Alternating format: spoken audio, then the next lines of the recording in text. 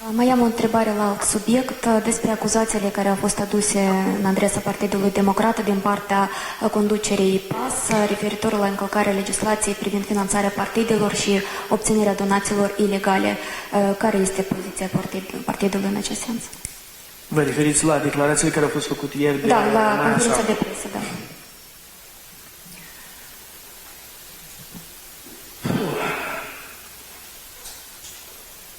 Aș începe prin a spune că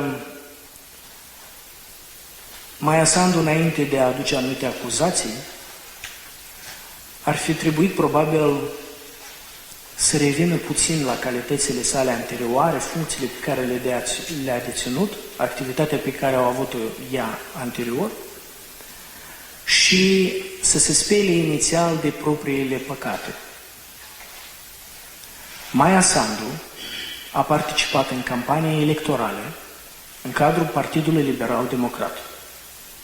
Maia Sandu a devenit deputat în acele campanii electorale, fiind promovată de Partidul Liberal Democrat.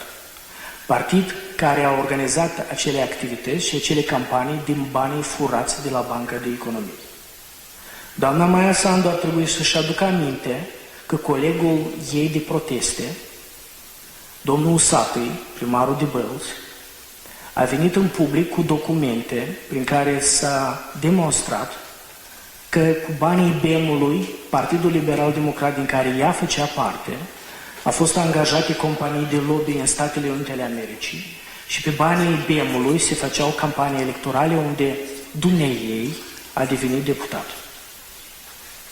Inițial, să se spele de păcatele anterioare, să treacă în revistă toate greșelile, inclusiv prin rolul pe care l-a avut și ea în guvernul Filat, guvern care uneori a țicătuit bugetul statului prin schemele și excrocheriile inclusiv bancare și de care a beneficiat și ea în mod indirect ca fiind membru din acea echipă pe LDM.